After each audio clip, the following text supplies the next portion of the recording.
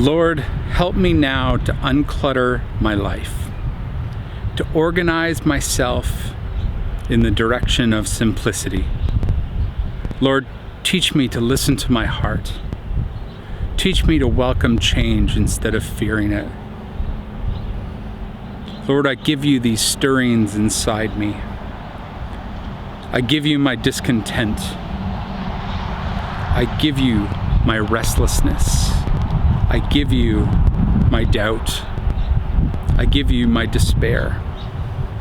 I give you all the longings I hold up inside. Help me to listen to these signs of change, of growth,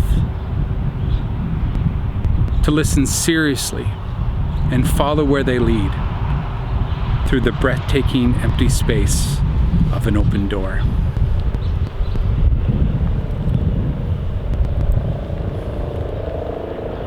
My name is Pastor Rielly, and this is our call to worship today.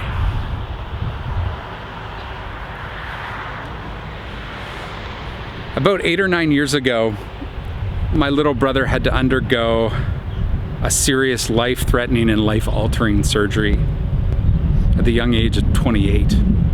I'll never forget that time. I was afraid not only to lose my brother, but one of my closest friends.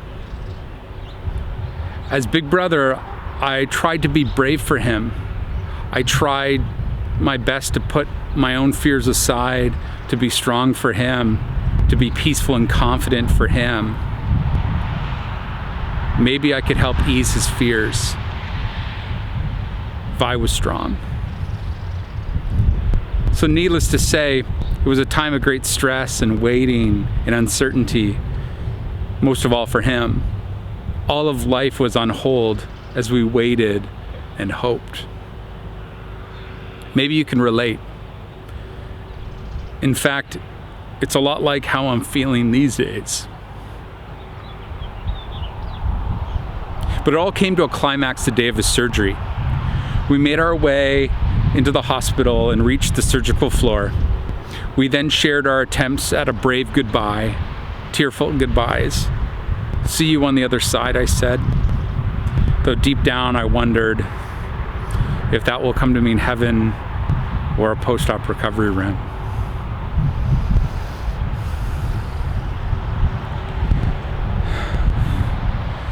One of the things I remember most in all of this was the waiting room.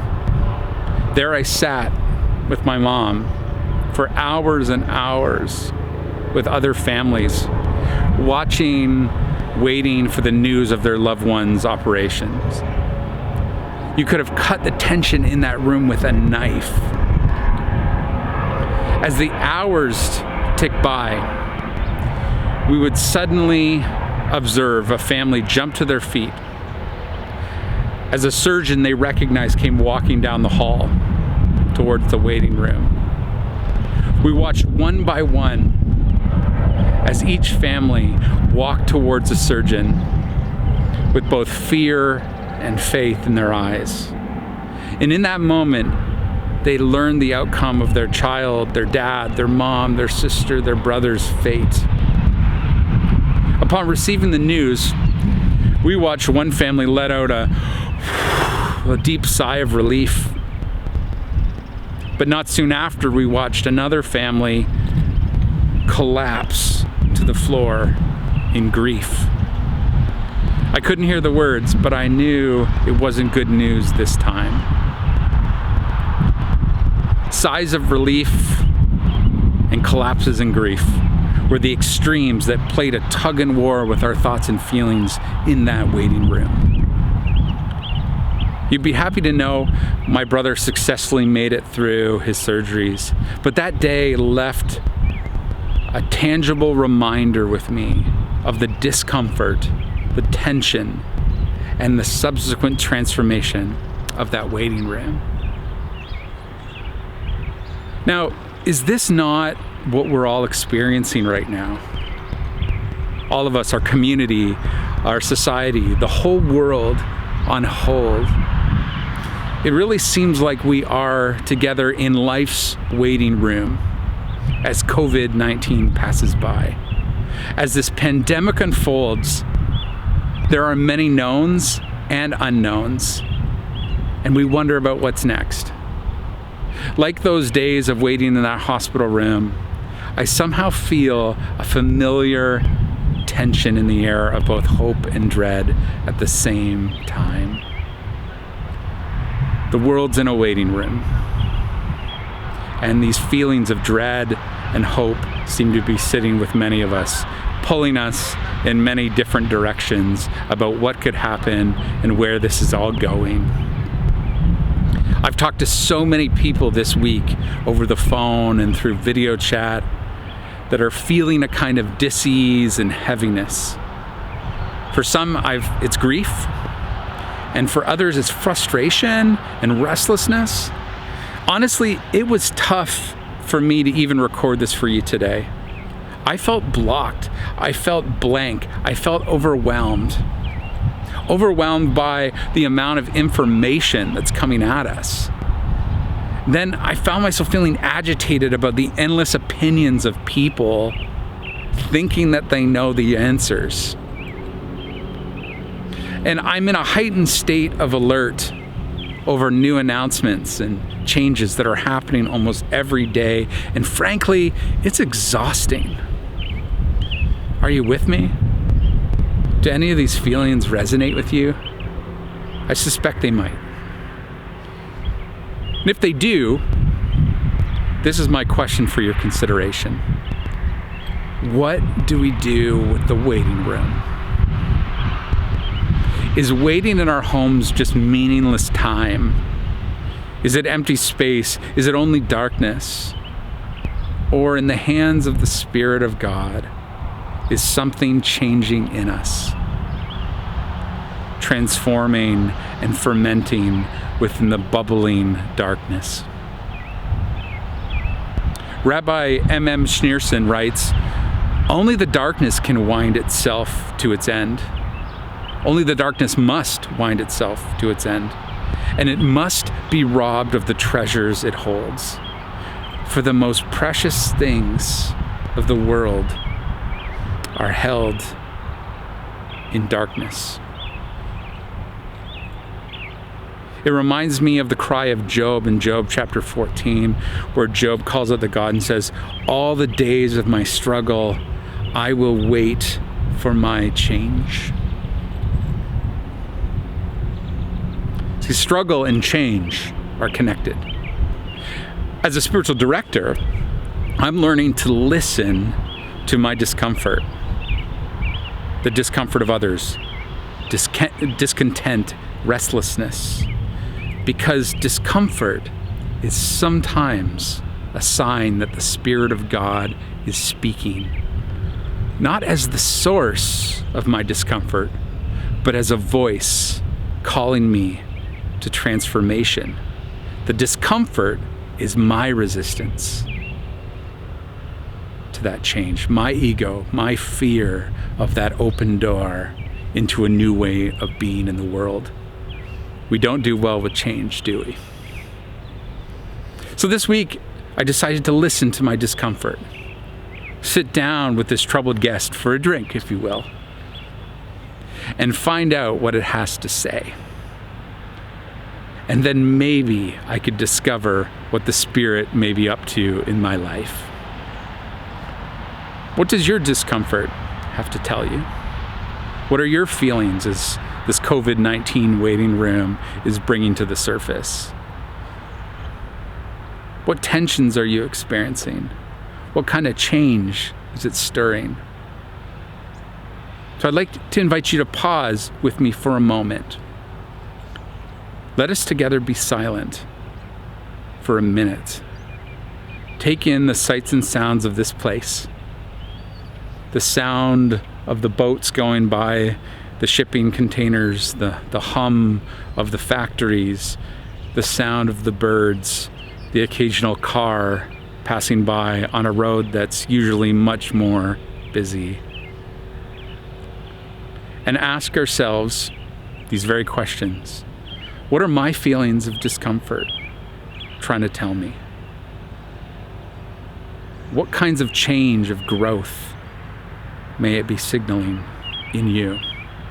I'll keep track of the time and we'll take 1 minute.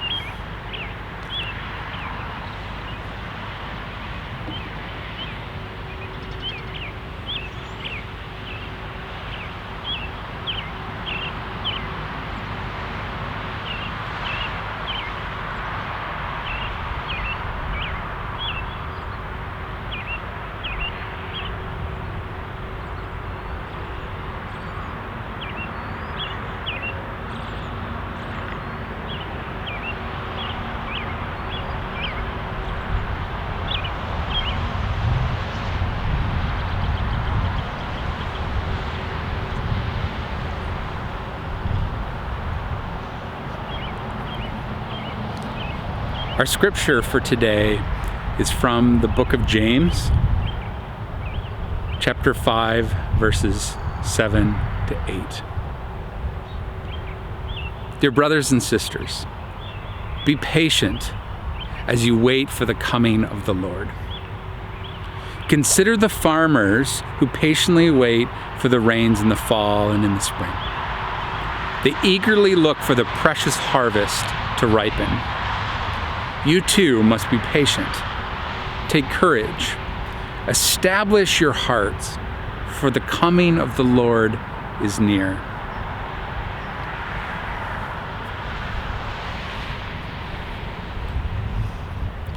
Today, I'd like to welcome you to a particular neighborhood that has bearing on this passage of Scripture. This is the city of Windsor, and behind me is the historic Distillery district called Walkerville. And it's also my neighborhood. It's where I call home. Walkerville was once its own little town before it was amalgamated by Windsor. It was founded in the 19th century by an American entrepreneur and whiskey maker named Hiram Walker. The Hiram Walker plant is what you see in the background. Later, it was absorbed by the city of Windsor, but before that even, it was the hunting grounds for many different indigenous communities.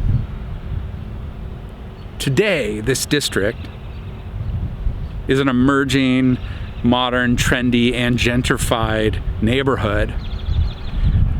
The town of Walkerville has a fascinating history that goes back to the U.S. Prohibition and the rum running days, involving folks like the notorious mobster Al Capone.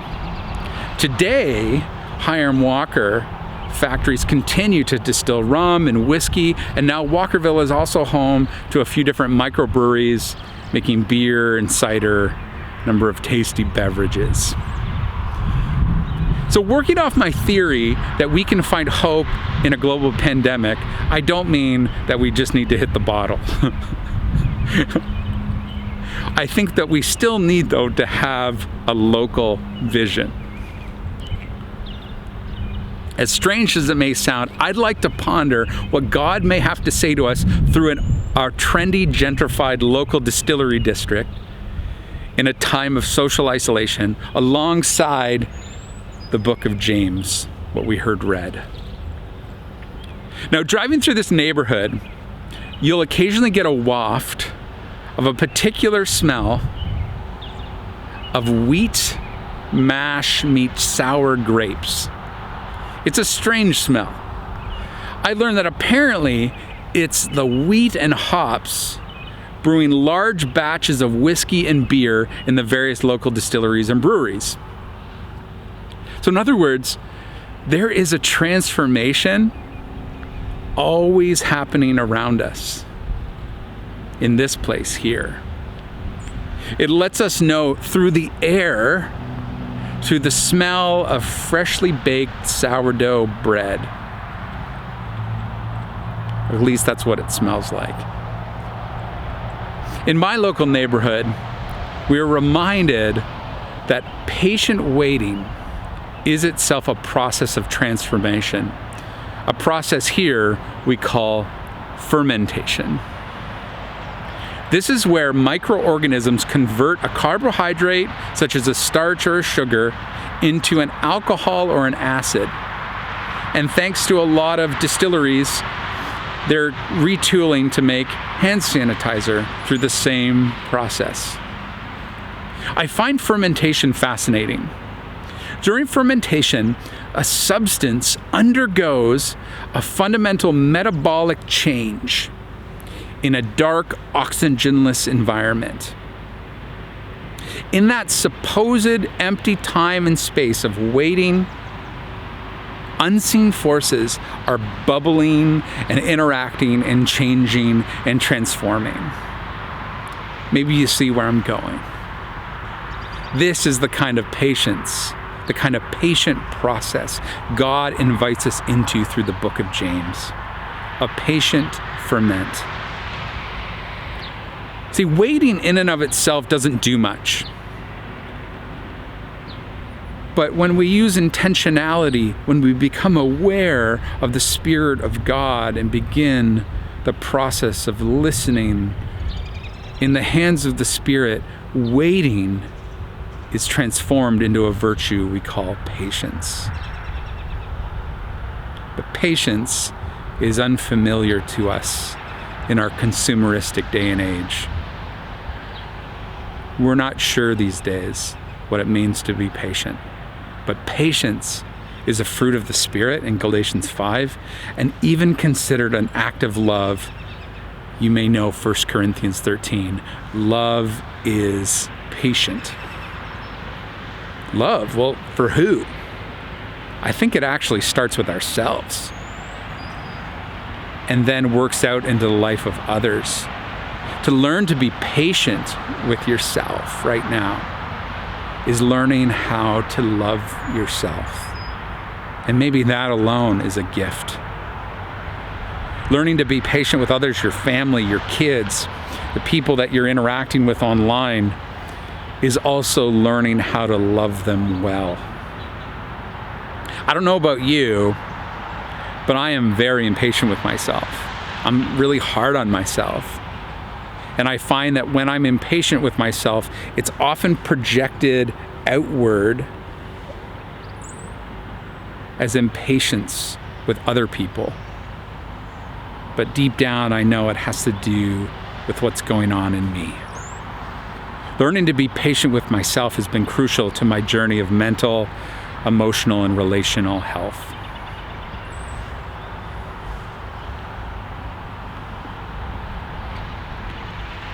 Now, in the book of James, the Greek word for patience, to be patient, is the Greek word makrothymos.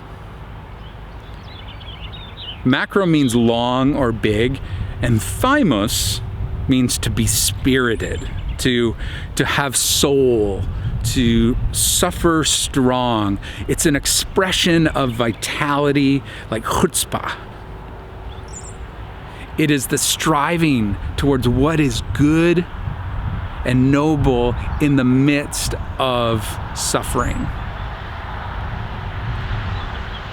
Thymos, patience, is what actually defends us, balances us, gets us through. It is what they call long suffering. Believe it or not, it is where we get the word for our thymus gland, which is right here in our body. And it comes from the same Greek word, thymus, for patience. Interestingly, the thymus gland is the center of the immune system. The gland that defends us against viruses, against illness, against disease. It is a central part of our immune system. The same word for patience in Greek is the same word for our central immune system.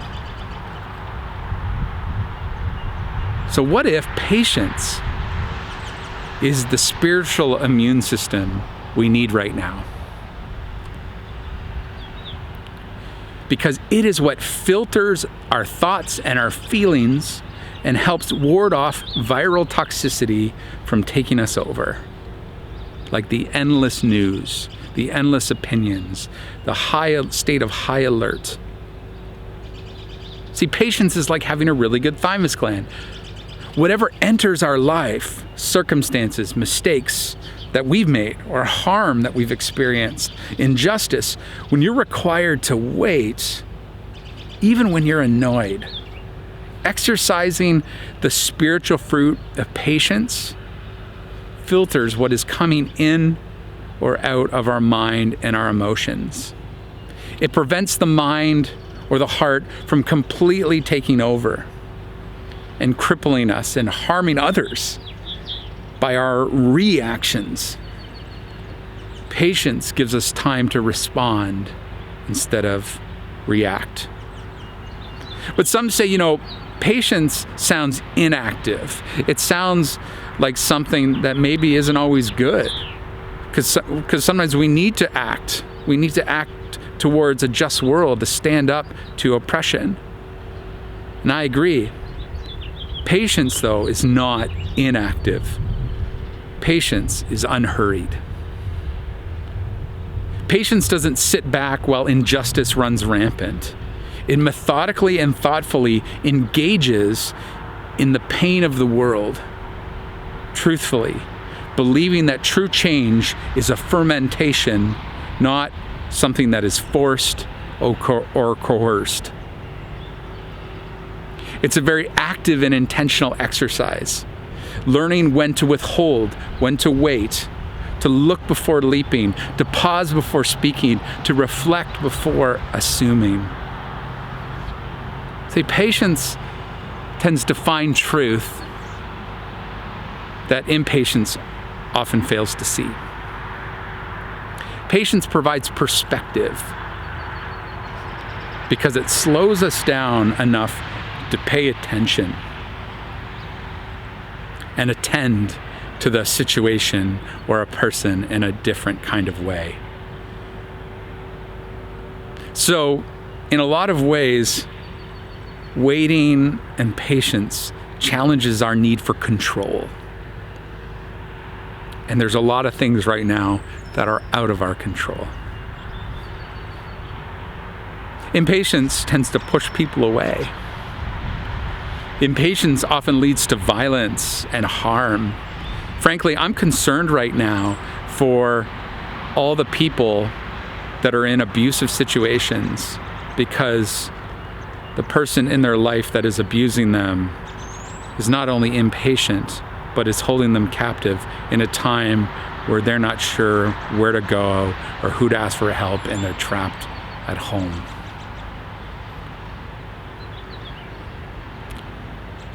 So whether it's types of social or political activism, or it's interpersonal relationships, we have a responsibility to be a patient people so that we don't end up being the ones causing harm.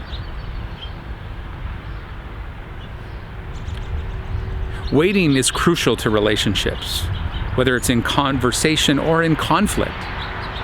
When we are patient and we wait, we have a better chance of listening instead of just thinking about the next thing we're going to say. So, in conclusion, perhaps this is how an unassuming place like Walkerville could be speaking to us. Could the season of isolation be a time of fermentation, of change, of transformation for us and the community? I don't think things are going to be the same after. But what kind of world we rebuild will be up to us. And will we take patience with us? Will we let it be cultivated in us now? Although not often a virtue in our culture, could patience be a light for us to rediscover our faith that goes back to the very beginnings of the church? Did you know that the early church wrote and talked about patience more than any other virtue? It was considered the highest of virtues in the early church, contrary to the surrounding Greco and Roman societies that didn't value patience. An author and researcher, Alan Creeder, suggests that the church was growing by upwards of 40% per decade because they followed the patient way of Jesus.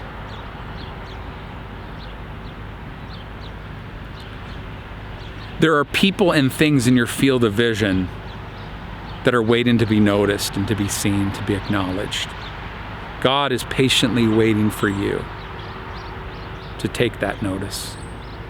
Can you wait long enough? Can you stay with the moment long enough, with a person long enough to hear what they have to say?